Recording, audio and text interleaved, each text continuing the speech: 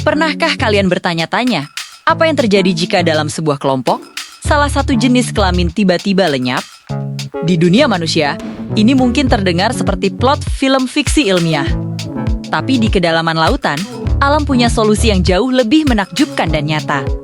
Selamat datang di episode kali ini, di mana kita akan menyelami dunia ajaib hewan laut yang bisa mengubah jenis kelamin mereka sendiri. Ini bukan sihir, ini adalah sains dan strategi bertahan hidup yang luar biasa. Mari kita mulai dengan salah satu ikan paling ikonik berkat film animasi Hikom Badut. Kalian tahu kan? Nemo? Nah, kehidupan nyata ikan badut jauh lebih kompleks daripada di film. Mereka hidup dalam kelompok sosial yang sangat terstruktur di dalam anemon.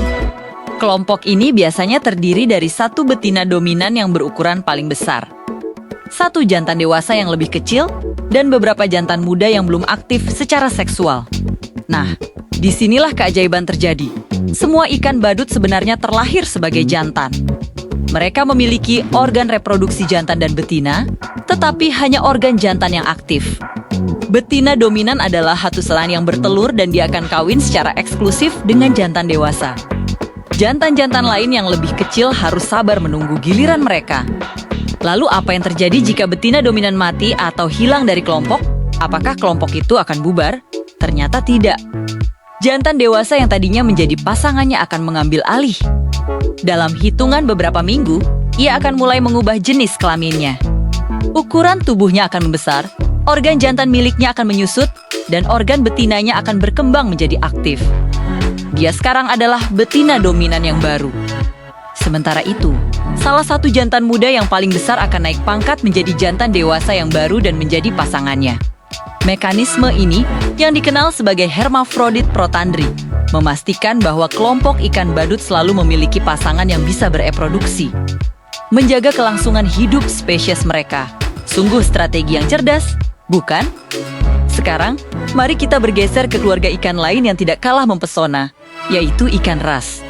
Keluarga ikan ras ini sangat besar dan beragam, dengan ratusan spesies yang menghiasi terumbu karang dengan warna-warni cerah mereka. Banyak di antara mereka juga memiliki kemampuan untuk mengubah jenis kelamin. Tetapi seringkali dengan cara yang berkebalikan dari ikan badut. Salah satu contoh paling terkenal adalah ikan ras kepala domba California atau California sheephead. Ikan ini memulai hidupnya sebagai betina. Mereka hidup dalam kelompok yang dipimpin oleh satu jantan super besar yang memiliki warna khas dan benjolan besar di kepalanya. Jantan ini sangat teritorial dan akan kawin dengan semua betina di haremnya. Sama seperti ikan badut, apa yang terjadi jika jantan dominan ini mati? Nah, salah satu betina terbesar dalam kelompok itu akan merasakan perubahan hormonal. Dalam beberapa hari hingga minggu, ia akan mulai berubah. Warnanya akan menjadi lebih cerah dan mencolok. Benjolan di kepalanya akan mulai tumbuh. Dan yang terpenting, organ reproduksinya akan beralih dari betina menjadi jantan. Ia kemudian akan mengambil alih peran sebagai jantan dominan yang baru, melindungi teritori dan mengawini bebeta lainnya. Fenomena ini disebut hermafrodit protogini, di mana individu lahir sebagai betina dan bisa berubah menjadi jantan. Mengapa mereka melakukannya? Ini semua tentang memaksimalkan kesuksesan reproduksi. Bagi ikan ras, menjadi jantan besar dan dominan berarti bisa memiliki akses ke banyak betina dan menghasilkan lebih banyak keturunan. Tetapi untuk mencapai ukuran sebesar itu butuh waktu. Jadi, lebih strategis bagi mereka untuk memulai hidup sebagai betina. Bereproduksi dan menghasilkan telur selagi masih kecil. Begitu mereka cukup besar dan kuat, barulah mereka berubah menjadi jantan untuk kesempatan reproduksi yang lebih besar lagi. Ini adalah strategi yang sangat efisien untuk memastikan gen terbaiklah yang diwariskan. Kisah perubahan jenis kelamin di laut tidak berhenti di situ.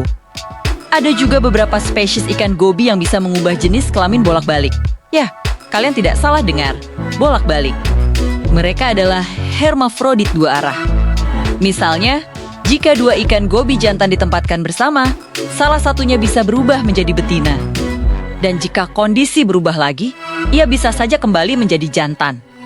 Fleksibilitas ini memungkinkan mereka untuk beradaptasi dengan lingkungan sosial yang sangat dinamis dan memastikan mereka selalu punya pasangan untuk berkembang biak.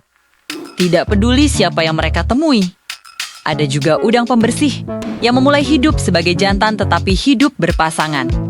Jika salah satu dari pasangan itu hilang, udang yang tersisa bisa berubah menjadi betina dan menarik jantan baru untuk menjadi pasangannya.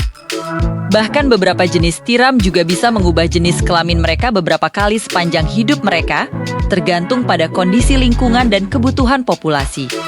Fenomena ini mengajarkan kita betapa beragam dan fleksibelnya kehidupan di planet kita. Apa yang kita anggap sebagai aturan baku di dunia kita, seperti jenis kelamin yang tetap, ternyata hanyalah salah satu dari sekian banyak kemungkinan di alam. Hewan-hewan ini telah mengembangkan strategi yang luar biasa untuk menghadapi tantangan hidup. Mulai dari mencari pasangan hingga memastikan kelangsungan generasi berikutnya. Kemampuan mengubah jenis kelamin ini bukanlah keputusan sadar, tentu saja. Semuanya diatur oleh campuran kompleks hormon, sinyal sosial dari anggota kelompok lain, dan kondisi lingkungan. Ketika seekor ikan ras betina tidak lagi merasakan kehadiran jantan dominan, atau ketika seekor ikan badut jantan tidak lagi merasakan dominasi betinanya, tubuh mereka secara otomatis memicu serangkaian perubahan biokimia yang mengarah pada transformasi ini. Ini adalah bukti nyata dari kekuatan adaptasi dan evolusi. Di lingkungan laut yang keras dan seringkali tidak dapat diprediksi, kemampuan untuk fleksibel adalah kunci untuk bertahan hidup. Dengan bisa mengubah jenis kelamin, hewan-hewan ini memastikan bahwa populasi mereka tidak akan punah hanya karena kehilangan individu kunci. Mereka membawa rencana cadangan di dalam DNA mereka sendiri. Jadi, lain kali kalian melihat akuarium berisi ikan badut atau saat menyelam di terumbu karang dan melihat ikan ras yang berwarna-warni, ingatlah kisah luar biasa di balik kehidupan mereka. Mereka bukan hanya ikan cantik. Mereka adalah ahli strategi bertahan hidup yang mampu melakukan transformasi yang bahkan tidak bisa kita bayangkan. Alam semesta kita penuh dengan keajaiban seperti ini. Dan semakin kita belajar, semakin kita akan dibuat kagum oleh kecerdasan dan keindahan kehidupan di sekitar kita.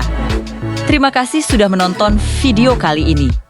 Semoga kalian mendapatkan wawasan baru tentang keajaiban dunia bawah laut.